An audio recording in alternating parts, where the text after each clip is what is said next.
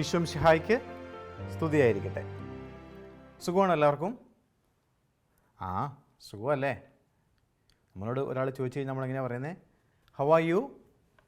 Okay, കുഴപ്പമില്ല, I am fine, ഇങ്ങനെയൊക്കെയല്ലേ നമ്മൾ പറയുന്നേ.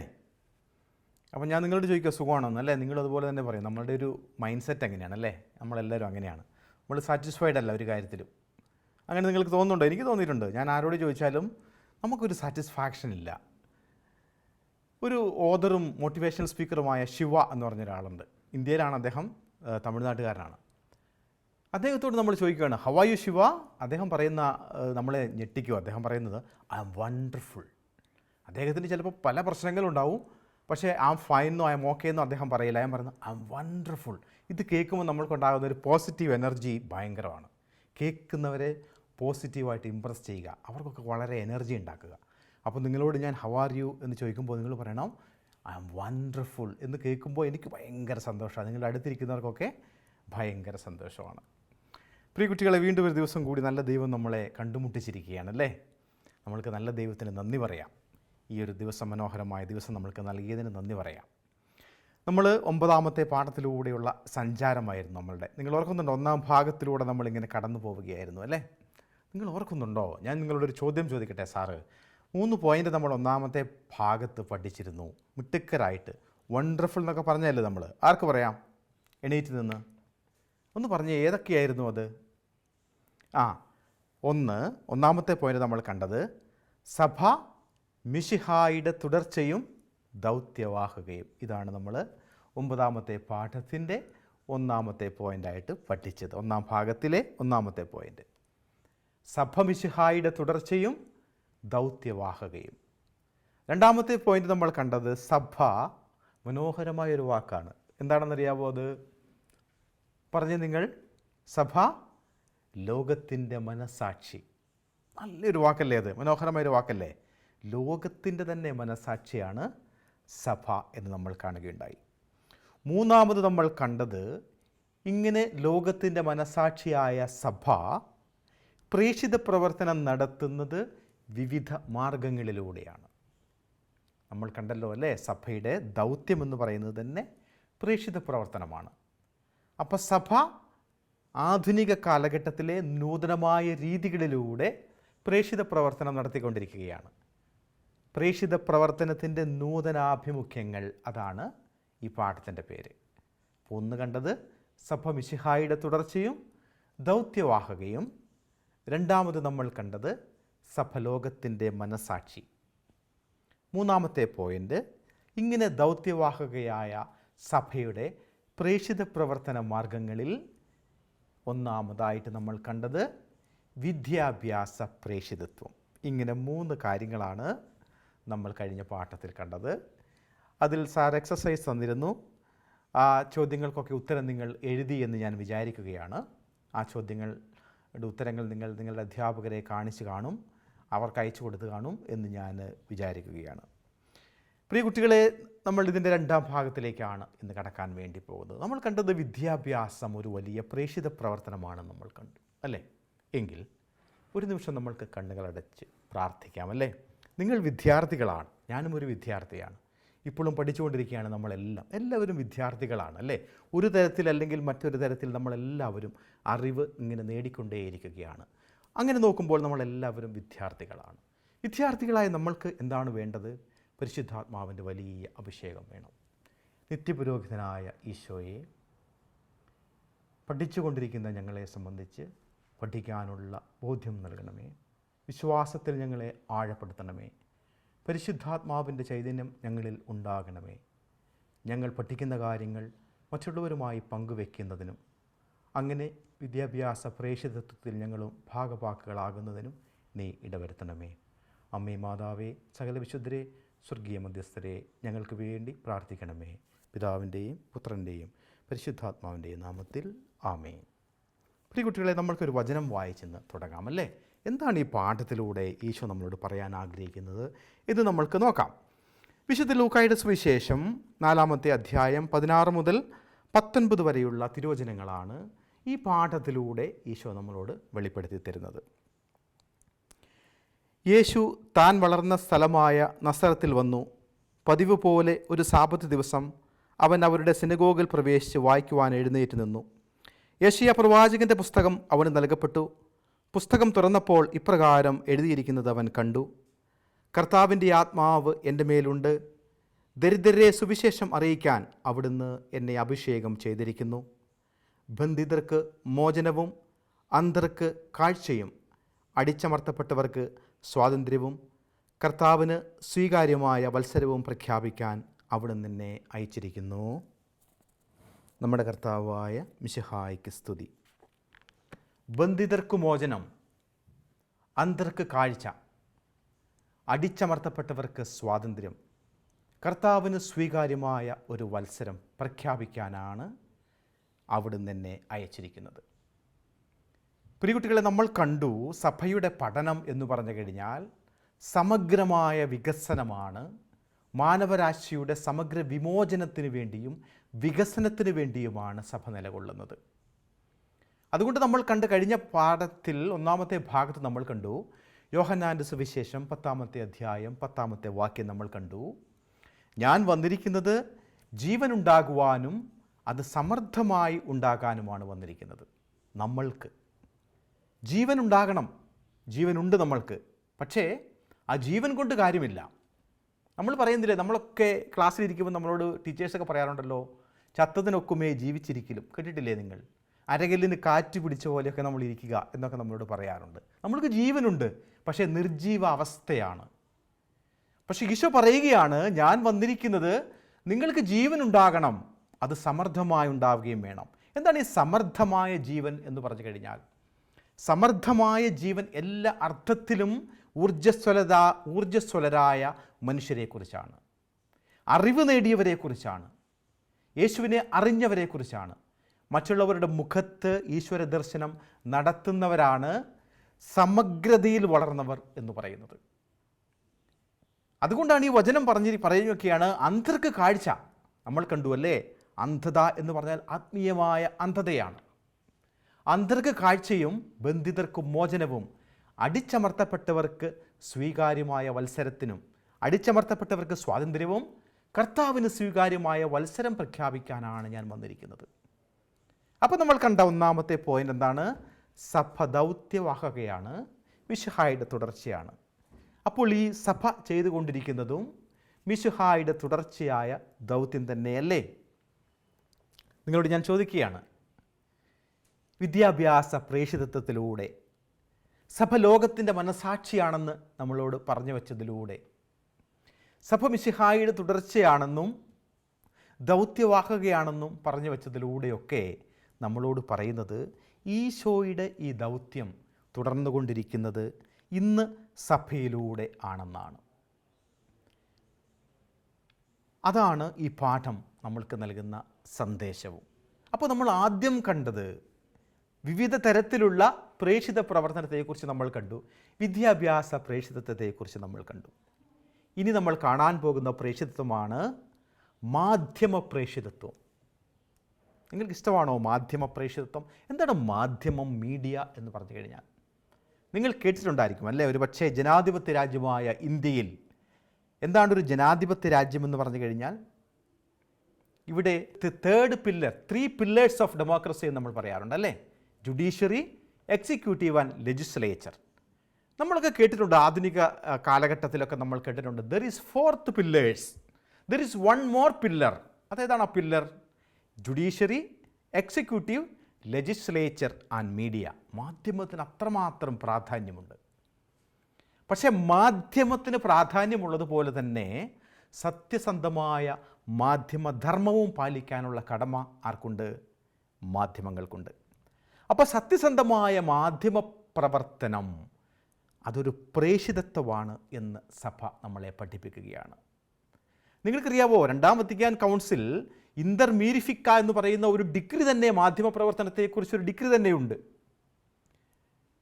അത് വളരെ വ്യക്തമായിട്ട് ഇങ്ങനെ പറയുകയാണ്, മാധ്യമങ്ങൾ മനുഷ്യ മനസ്സിനെ കീഴ്പ്പെടുത്തി സ്വാധീനമുറപ്പിച്ചു കഴിഞ്ഞു.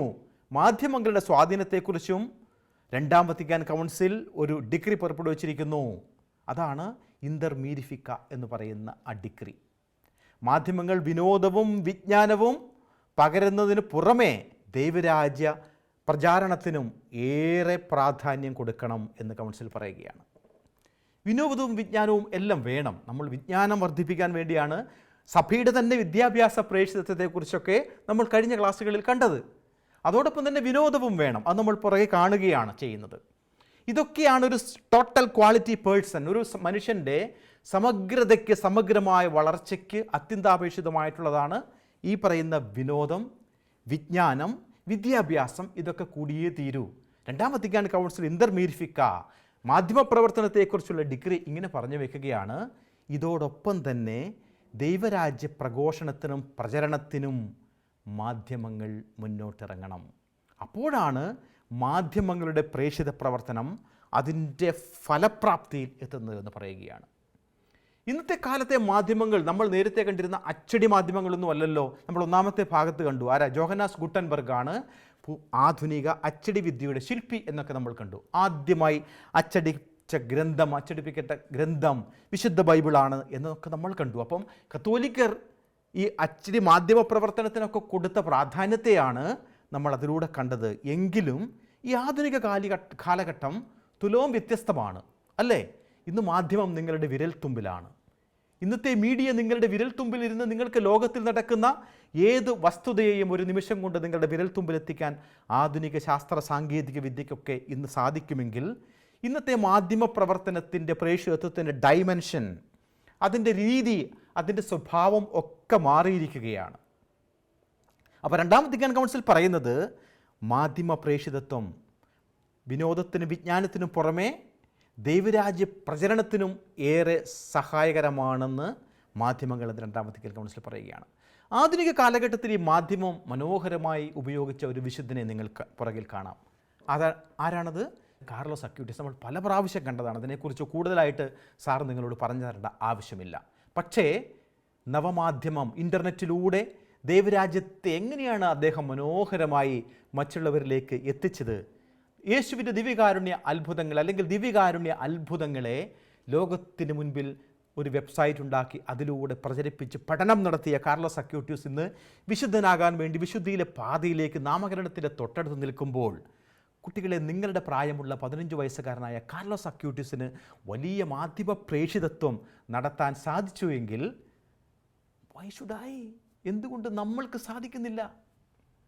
എന്തുകൊണ്ട് നിങ്ങൾക്ക് സാധിക്കുന്നില്ല?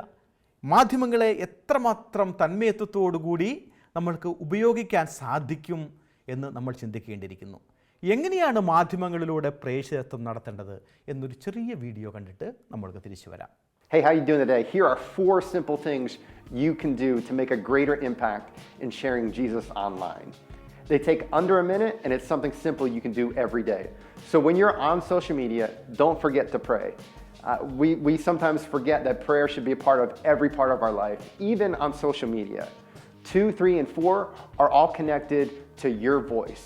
Your voice matters on social media. So when you like, share, and comment, these 3 things make an impact because your friends see what you do and they're drawn into the conversation. So as you like a post, as you share it on your own page, and you commenting really engages people in conversation. So these are 4 easy ways. They take under a minute. You can do them every day, and they make an impact both in the world, in your friend circle, and for you personally as you experience and share Jesus through the use of social media. Video കണ്ടോ? ആ വീഡിയോയിൽ വളരെ വ്യക്തമായിട്ട് പറയുകയാണല്ലേ ഏതെല്ലാം മാർഗങ്ങളാണ് ആധുനിക കാലഘട്ടത്തിൽ സുവിശേഷ പ്രഘോഷണത്തിനും പ്രേക്ഷിതത്വത്തിനും മാധ്യമങ്ങളിലൂടെ നമ്മൾക്ക് ചെയ്യാൻ സാധിക്കുക എന്നുള്ള വീഡിയോയിലാണ് നിങ്ങൾ കണ്ടത്. നമ്മളൊക്കെ ഓരോ ദിവസം എത്രമാത്രം സമയം സോഷ്യൽ മീഡിയയിലൊക്കെ ചെലവഴിക്കുന്നവരാണ്. നമ്മൾ ഒന്നാമത്തെ പാഠത്തിൽ കണ്ടു സഭ ലോകത്തിൻ്റെ മനസാക്ഷിയാണെന്ന് നമ്മൾ കണ്ടു, അല്ലേ? അത് പറയുന്നതിന് മുമ്പ് സഭയുടെ പ്രബോധനങ്ങൾ നമ്മൾ 8ാം പാഠത്തിൽ പഠിച്ചപ്പോൾ സഭയുടെ ശബ്ദം കേൾക്കാൻ, അല്ലെങ്കിൽ നമ്മളുടെ മാർപ്പാപ്പയുടെ ശബ്ദം കേൾക്കാൻ വേണ്ടി ലോകത്തിലുണ്ടാകുന്ന പ്രതിസന്ധി കാലഘട്ടങ്ങളിൽ പ്രശ്നങ്ങളുണ്ടാകുമ്പോൾ മാർപ്പാപ്പ എന്തു പറയുന്നു, കത്തോലിക്ക സഭ എന്തു പറയുന്നു എന്ന് ലോകത്തിൻ്റെ നാനാഭാഗങ്ങളിൽ നിന്ന് ചെവിയോർക്കുന്ന ഒരു കാലഘട്ടത്തിലൂടെയാണ് നമ്മൾ കടന്നു പോകുന്നത്. അത്രമാത്രം പ്രാധാന്യമാണ് സഭയുടെ പ്രബോധനങ്ങൾക്ക്. ആ സഭയുടെ പ്രബോധനങ്ങൾക്ക് പ്രാധാന്യമുള്ളതുപോലെ തന്നെ നമ്മളുടെ പരിശുദ്ധ പിതാവിൻ്റെ പ്രബോധനങ്ങളും അദ്ദേഹത്തിൻ്റെ വാക്കുകളും കേൾക്കാൻ ലോകത്തിൽ ആയിരക്കണക്കിന് ആൾക്കാർ ഇങ്ങനെ തിങ്ങി നിറഞ്ഞു നിൽക്കുകയാണ്. നിങ്ങൾ ഈ പുറകിൽ കാണുന്നത് നമ്മളുടെ ഫ്രാൻസിസ് മാർപ്പാപ്പായുടെ ട്വിറ്റർ പേജാണ് ഈ കാണുന്നത്. എത്ര ഫോളോവേഴ്സാണ് അദ്ദേഹത്തിനുള്ളത് നിങ്ങൾക്കറിയാവോ? 10 മില്യൺ ഫോളോവേഴ്സാണ്. 10 മില്യൺ ഫോളോവേഴ്സാണ് ഫ്രാൻസിസ് മാർപ്പാപ്പായ്ക്കുള്ളത്. എത്ര മനോഹരമായാണ് മാധ്യമ പ്രേഷിതത്വം. ഒരു സോഷ്യൽ മീഡിയ ആണല്ലേ ട്വിറ്റർ.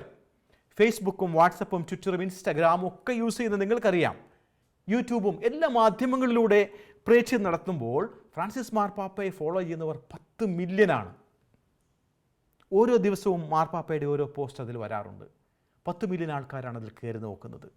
മാധ്യമ പ്രേക്ഷിതത്വത്തിൻ്റെ ഏറ്റവും വലിയ ഉദാഹരണമല്ലേ നമ്മൾ ഇതിലൂടെ കാണുന്നത്. മാധ്യമ പ്രേക്ഷിതത്വത്തിൽ യുവാക്കളായ നിങ്ങൾക്ക് എന്തൊക്കെ പങ്കുവഹിക്കാൻ സാധിക്കുമെന്നുള്ള ഒരു വീഡിയോ നിങ്ങൾക്ക് പുറകിൽ കാണാം. മനോഹരമായൊരു സാക്ഷ്യവും നിങ്ങൾക്ക് ചെയ്യാൻ പറ്റുന്ന കാര്യവുമാണ് ഈ വീഡിയോയിലൂടെ നമ്മളോട് പറയുന്നത്. My name is Angela Fergali, and I'm from the Bronx, New York. Today is Ash Wednesday, and I'll be posting my Ash tag on my social media accounts. So hashtag is one of the hashtags posted on social media on Ash Wednesday. And so various people will take selfies or different photos with their ashes on their foreheads after going to Ash Wednesday Mass, and then hashtag. When you can click on that hashtag on different social media accounts, you can see all the different people who have used that hashtag. So it's a cool way to connect with a bunch of different people who've gotten their ashes. So I think some people might find it conflicting that, well, why are we taking to social media to show off our ashes? But I think it's more than that. I think it's a way to take it to social media to invite people into conversation with you and to call for that greater sense of community that I think the world needs right now. I'm posting an Ash tag because I think it's a great way to evangelize to different groups of people. I think that wearing the ashes on our head allows us to feel like we're more of a community, and it's such a tangible way to wear your faith. I think it invites others into conversation and into communion with the church, and allows different members of the church to feel included and to feel loved and to feel a part of the liturgy. Video നിങ്ങൾ കണ്ടില്ലേ? അപ്പോൾ നമ്മൾ യൂസ്ഫുള്ളായി നമ്മൾ ഈ ഉപയോഗിക്കുന്ന മാധ്യമത്തെ ഇത്രയും നാളും ഉപയോഗിച്ചത് യൂസ്ഫുള്ളായാണോ റിസോഴ്സ്ഫുള്ളായി ആണോ എന്ന് നിങ്ങളൊന്ന് ചിന്തിച്ച് നോക്കിയേ. എൻ്റെ വിശ്വാസത്തെ, ഏതെങ്കിലും തരത്തിലുള്ള എൻ്റെ വിശ്വാസത്തെ, ആ വിശ്വാസത്തെ ഏറ്റുപറയുവാനും ആ വിശ്വാസം മറ്റുള്ളവരുമായി പങ്കുവയ്ക്കുവാനും ഒരു മെസ്സേജ് കൊണ്ട്, പോട്ടെ ഫേസ്ബുക്കിലിടുന്ന വാട്സപ്പിലിടുന്ന സ്റ്റാറ്റസ് കൊണ്ട്, അതൊന്നും വേണ്ട, ഒരു ടെക്സ്റ്റ് മെസ്സേജ് കൊണ്ട്, SMS കൊണ്ട് നിങ്ങൾ ശ്രമിച്ചിട്ടുണ്ടോ? ഒന്ന് ചിന്തിച്ച് നോക്കി. എത്രയോ സമയം നമ്മൾ വൃഥ ചെലവഴിക്കുന്നു. എൻ്റെ വിശ്വാസത്തെ, നമ്മൾ ആ വീഡിയോയിൽ കണ്ടത് എന്താണ്? വിഭൂതി തിരുനാളിൽ കുരിശ് വരച്ച് നെറ്റിയിലെ കുരിശ് സ്റ്റാറ്റസ് ആയിടുകയാണ്. ആയിരക്കണക്കിന് ആൾക്കാർ കാണുകയാണ്. എൻ്റെ വിശ്വാസത്തെ ഞാൻ പ്രഘോഷിക്കുകയാണ് ചെയ്യുന്നത്. അങ്ങനെ നിസ്സാരമായ സംഗതികളിലൂടെ നമ്മളുടെ വിശ്വാസത്തെ പ്രഘോഷിക്കാനും അങ്ങനെ ക്രിസ്തുവിൻ്റെ പ്രേക്ഷിതരായി മാറാനും നമ്മൾക്ക് സാധിക്കില്ലേ കുട്ടികളെ? നമ്മളത് ചെയ്യാറുണ്ടോ? നമ്മളത് ചെയ്യണം. ചെയ്യുമ്പോഴാണ് സഭയോടൊപ്പം തന്നെ നമ്മളും ഈ പ്രേക്ഷിതത്വത്തിലൊക്കെ പങ്കുചേരുന്നത്. ആ വീഡിയോ കാണുന്നത് എങ്ങനെയാണ് എനിക്ക് പ്രഘോഷിക്കാൻ സാധിക്കുക എന്നുള്ളതാണ് ആ പെൺകുട്ടിയുടെ വാക്കുകൾ. How can I proclaim my faith and how can I proclaim Jesus Christ through social media എന്നതാണ് നമ്മൾ കണ്ടത്. എങ്ങനെ എനിക്ക് പ്രഘോഷിക്കാൻ സാധിക്കും ഈ കാലഘട്ടത്തിൽ ക്രിസ്തുവിനെ, അല്ലെങ്കിൽ എൻ്റെ വിശ്വാസത്തെ എന്നാണ് നമ്മൾ കണ്ടത്. നിങ്ങൾക്കറിയാമോ, രണ്ടാം വത്തിക്കാൻ കൗൺസിൽ ഇൻ്റർമീഡിഫിക്ക മാത്രമായിരുന്നില്ല. രണ്ടാം വത്തിക്കാൻ കൗൺസിൽ മാധ്യമങ്ങളെക്കുറിച്ചുള്ള ഡിഗ്രി കൊണ്ട് നിന്നില്ല സഭ. അതിനുശേഷം 2 പ്രമാണരേഖകൾ, 2 പ്രമാണങ്ങൾ കത്തോലിക്ക സഭയുടെ പഠനങ്ങളായിട്ട് മുമ്പോട്ട് വന്നു. ഇൻ്റർനെറ്റിനെ കുറിച്ചുള്ള ഇൻ്റർനെറ്റ് യുഗത്തിൽ ജീവിക്കുന്ന ആധുനിക സഭയ്ക്ക് സാങ്കേതിക വിദ്യയുടെ ഉപയോഗം അത്യന്താപേക്ഷിതമാണെന്ന് മനസ്സിലാക്കി സാമൂഹിക സമ്പർക്ക മാധ്യമങ്ങൾ എങ്ങനെ കൈകാര്യം ചെയ്യാം എന്നതിനെക്കുറിച്ച് സഭയും ഇൻ്റർനെറ്റും ഇൻ്റർനെറ്റിലെ ധാർമ്മികത എന്നിങ്ങനെ 2 രേഖകൾ പുറപ്പെടുവിച്ചിട്ടുണ്ട് സഭ. അപ്പോൾ സഭ നമുക്ക് മുമ്പേ ഓടുകയാണ്. നമ്മളൊക്കെ ചിന്തിക്കുന്നതിന് മുമ്പ് തന്നെ സഭ മുൻപോട്ട് പോയിക്കൊണ്ടിരിക്കുകയാണ്. അപ്പോൾ 2 പ്രമാണരേഖകൾ കൂടി തന്നു. ഇൻ്റർനെറ്റിൻ്റെ ധാർമ്മികതയുണ്ട്. ഇൻ്റർനെറ്റിന് എന്താ ധാർമ്മികത? ഇൻ്റർനെറ്റിൽ നമ്മൾക്ക് ഒത്തിരിയേറെ കാര്യങ്ങൾ മനസ്സിലാക്കാൻ സാധിക്കും. അതോടൊപ്പം തന്നെ ഒത്തിരിയേറെ ചതിക്കുഴികളും ഇൻ്റർനെറ്റിനുണ്ട്. അപ്പോൾ വിദ്യാഭ്യാസ പ്രേക്ഷിതത്വത്തിന് ശേഷം നമ്മൾ കണ്ടത് മാധ്യമ പ്രേക്ഷിതത്വമാണ്. ഇനിയുള്ള രാഷ്ട്രീയ പ്രേക്ഷിതത്വമാണ്. എന്താണ് രാഷ്ട്രീയ പ്രേക്ഷിതത്വം? രാഷ്ട്രീയ മേഖലയിൽ അനുഷ്ഠിക്കുന്ന സഭാവിശ്വാസികൾ ബന്ധിതർക്ക് മോചനവും അന്ധർക്ക് കാഴ്ചയും അടിച്ചമർത്തപ്പെട്ടവർക്ക് സ്വാതന്ത്ര്യവും നൽകാൻ വന്ന ഈശോയെപ്പോലെ മനസാക്ഷിയുള്ള പ്രവർത്തനങ്ങൾ ചെയ്തുകൊണ്ട് സഭയിൽ സ്നേഹിക്കുന്നവരായി മാറുമ്പോഴാണ് ഈ രാഷ്ട്രീയ പ്രേക്ഷിതത്വം അതിൻ്റെ ഫലപ്രാപ്തിയിലെത്തുന്നത്. ഈശോയെ മാതൃകയാക്കിക്കൊണ്ട് പ്രവർത്തിക്കുന്ന രാഷ്ട്രീയ നേതാക്കന്മാർ ആണോ നമ്മളുടെ സമൂഹത്തിൽ ഇന്നുള്ളത് എന്ന് നിങ്ങൾ ചിന്തിച്ചു നോക്കൂ. അങ്ങനെ അല്ലെങ്കിൽ അങ്ങനെ ആകണം. നിങ്ങളൊക്കെ സ്കൂളിലൊക്കെ പഠിക്കുമ്പോൾ രാഷ്ട്രീയ പ്രവർത്തനം നടത്തുമ്പോഴൊക്കെ ഈ ഒരു ധാർമ്മികത ഉയർത്തിപ്പിടിക്കുമ്പോൾ നമ്മളും രാഷ്ട്രീയ പ്രേക്ഷിതത്വത്തിന് ഇടയാക്കുകയാണ് ചെയ്യുന്നത്. എന്നിലൂടെ, എൻ്റെ വിശ്വാസത്തിലൂടെ. നിങ്ങൾ കണ്ടോ, താഴെ ഒരു കൊട്ടേഷൻ കണ്ടോ? അത് ജോർജ് വാഷിങ്ടൻ്റെ കൊട്ടേഷനാണ്. അദ്ദേഹം എഴുതിയിരിക്കുന്നത് നിങ്ങളൊന്ന് നോക്കിക്കേ. It is impossible to rightly govern a nation without God and Bible. അദ്ദേഹം പറയുകയാണ്, അതായത് ശരിയായ രീതിയിൽ ഒരു രാജ്യത്തെ നയിക്കാൻ ദൈവവും ബൈബിളും ഇല്ലാതെ സാധിക്കില്ല എന്ന് അടിവരയിട്ട് പറയുകയാണ് ജോർജ് വാഷിങ്ടൺ. അദ്ദേഹം അമേരിക്കയുടെ പ്രസിഡൻ്റായിരുന്നു എന്ന് നിങ്ങൾക്കറിയാം അല്ലേ? അങ്ങനെയാണെങ്കിൽ അദ്ദേഹത്തെ പോലെയുള്ള രാഷ്ട്രീയ നേതാക്കന്മാർ സത്യസന്ധമായി രാജ്യത്തെ നയിച്ചവരാണ്. അപ്പോൾ വിദ്യാഭ്യാസ പ്രേക്ഷിതത്വം, മാധ്യമ പ്രേക്ഷിതത്വം, രാഷ്ട്രീയ പ്രേക്ഷിതത്വം നമ്മൾ കണ്ടു. ഇനി ഒരു പ്രേക്ഷിതത്വമുണ്ട്, കലാസാംസ്കാരിക മേഖലകളിലുള്ള പ്രേക്ഷിതത്വം. കലയും സംസ്കാരവും എല്ലാം ഇഴചേർന്ന് നിൽക്കണം. അതൊക്കെ മനുഷ്യൻ്റെ സമഗ്ര വികസനത്തിന് വേണം. ധാർമ്മിക മൂല്യങ്ങൾ പകർന്നു കൊടുക്കുന്ന രചനകൾ, സിനിമകൾ, നാടകങ്ങൾ ഇതെല്ലാം മനുഷ്യൻ്റെ വളർച്ചയ്ക്ക് അത്യന്താപേക്ഷിതമാണ്. പക്ഷേ ധാർമ്മികതയിലും ക്രിസ്തീയ മൂല്യങ്ങളിലും ഊന്നി നിൽക്കുന്ന രചനകളും അതുപോലെ തന്നെ കലാരൂപങ്ങളും മാത്രമേ സമൂഹത്തിന് നൽകാവൂ. അങ്ങനെ കലയിലൂടെയും സാഹിത്യത്തിലൂടെയും ഒക്കെ നമ്മൾക്ക് പ്രേക്ഷിതത്വം നടത്താം. ആദ്യത്തെ സഞ്ചാര സാഹിത്യം വർത്തമാന പുസ്തകം നിങ്ങൾക്കറിയാവോ? പറയമക്കൽ തോമാ കത്തനാർ 1778 നമ്മൾക്ക് സംഭാവന ചെയ്തതാണ്. ലോകത്തിലെ ആദ്യത്തെ ട്രാവലോഗാണ്, സഞ്ചാര സാഹിത്യമാണ്. നമ്മൾക്കറിയാം ക്രിസ്തീയ കലാരൂപങ്ങളായ മാർഗംകളി, അതുപോലെ തന്നെ ചവിട്ട് നാടകം, ഇതൊക്കെ കൊണ്ട് നമ്മളുടെ വിശ്വാസമൊക്കെ നമ്മൾ മറ്റുള്ളവർക്ക് കാണിച്ചു കൊടുത്തിരുന്നു. അങ്ങനെ കലാസാംസ്കാരിക പ്രേക്ഷിതത്വം. ഇനി പരിസ്ഥിതി പ്രേക്ഷിതത്വം. എന്താണത്? പരിസ്ഥിതിയെ സ്നേഹിക്കുക. അതിനെനിക്ക് നിങ്ങളോട് പറയാനുള്ളത് ഏറ്റവും മനോഹരമായ ഫ്രാൻസിസ് മാർപ്പാപ്പയുടെ ചാക്രിക ലേഖനമാണ് ലൗദാത്തോ സി. നിനക്ക് സ്തുതി, അങ്ങേക്ക് സ്തുതി എന്ന് പറയുന്ന വിശുദ്ധ ഫ്രാൻസിസ് അസീസിയുടെ ഒരു പോയമുണ്ടല്ലോ, എ കാൻറ്റിക്കിൾ ഓഫ് ക്രിയേഷൻ. എല്ലാ സൃഷ്ടികളോടും സ്തുതി പറയുന്ന ആ പോയത്തിൽ നിന്നാണ് ഫ്രാൻസിസ് മാർപ്പാപ്പ ഊർജ്ജം ഉൾക്കൊണ്ട് അങ്ങേക്ക് സ്തുതി, എത്ര മനോഹരമായ ഭൂമിയാണ് നീ ഞങ്ങൾക്ക് നൽകിയത്, ആ ഭൂമി നൽകിയ, ഇതിലെ സർവ്വചരാചരങ്ങളും നൽകിയ നിനക്ക് സ്തുതി എന്ന് പറഞ്ഞ് ഫ്രാൻസിസ് മാർപ്പാപ്പയുടെ ചാക്രിക ലേഖനം. പ്രകൃതിയെ സ്നേഹിക്കണമെന്നും ഇത് നമ്മൾക്ക് ലഭിച്ചിരിക്കുന്നത് വരും തലമുറയ്ക്ക് കൈമാറാൻ വേണ്ടിയാണ്, നമ്മൾക്ക് അത് ഉപയോഗിച്ച് നശിപ്പിക്കാനല്ല എന്നുള്ള വലിയ സന്ദേശം ലോകത്തിന് കൊടുത്ത ഫ്രാൻസിസ് മാർപ്പാപ്പ പരിസ്ഥിതി സ്നേഹത്തെക്കുറിച്ച് നമ്മളോട് പറഞ്ഞു തരികയാണ്. അപ്പോൾ പരിസ്ഥിതി പ്രവർത്തനത്തിലൂടെ പ്രേക്ഷിത പ്രവർത്തനം നടത്താൻ. പിന്നെ അവസാനത്തെ പോയിൻ്റ്, സാമൂഹിക തിന്മകൾക്കെതിരെ സുവിശേഷ ശബ്ദം ഉയർത്തുമ്പോൾ അതും ഒരു വലിയ പ്രേക്ഷിത പ്രവർത്തനമാണ്. സാമൂഹിക തിന്മകളിലൂടെ പ്രേക്ഷിത പ്രവർത്തനം നടത്തുമ്പോൾ നമ്മൾ സമൂഹത്തിന് കൊടുക്കുന്ന സന്ദേശം വലുതാണ്. നിങ്ങൾക്ക് താഴെ ഒരു വീഡിയോ കാണാം, ഒരു 20 സെക്കൻഡുള്ള ഒരു വീഡിയോ നിങ്ങൾക്ക് കാണാം. ആ ബാലവേലയ്ക്കെതിരെ നമ്മൾ ഉണരണമെന്നുള്ളതും ഉച്ചനീചത്വങ്ങൾക്കെതിരെ പോരാടുമ്പോഴും ഇതെല്ലാം പ്രേക്ഷിത പ്രവർത്തനമാണ്. ഭാരതത്തിൻ്റെ വിവിധ മിഷണറി മേഖലകളിൽ ഈ സാമൂഹ്യ സേവനത്തിന് വേണ്ടി അക്ഷീണം പരിശ്രമിച്ച മിഷണറിമാരെയൊക്കെ നമ്മൾക്ക് ഇതിലൂടെ കാണാൻ സാധിക്കുന്നുണ്ട്.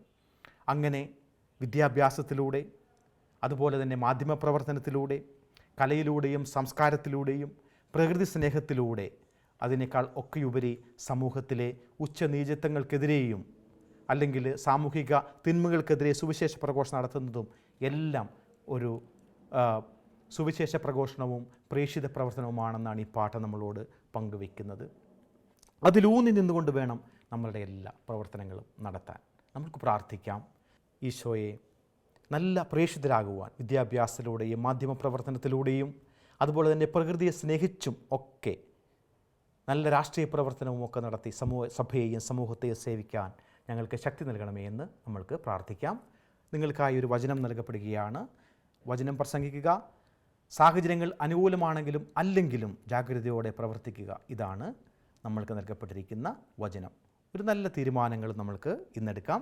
ക്രിസ്തീയ മൂല്യങ്ങളിൽ അടിയുറച്ചൊരു വ്യക്തിത്വം വളർത്തിയെടുക്കാൻ ഞാൻ പരിശ്രമിക്കും എന്നുള്ള ഒരു തീരുമാനം നമ്മൾക്കെടുക്കാം.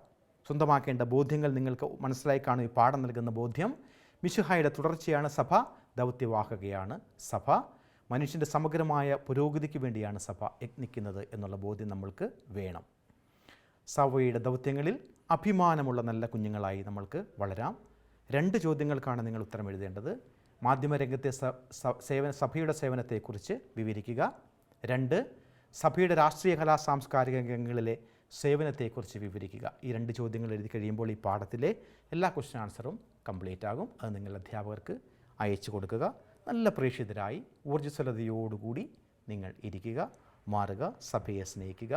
വീണ്ടും നമ്മളൊരു ദിവസം കണ്ടുമുട്ടുന്നത് വരെ യേശു മിശിഹായ്ക്ക് സ്തുതിയായിരിക്കട്ടെ.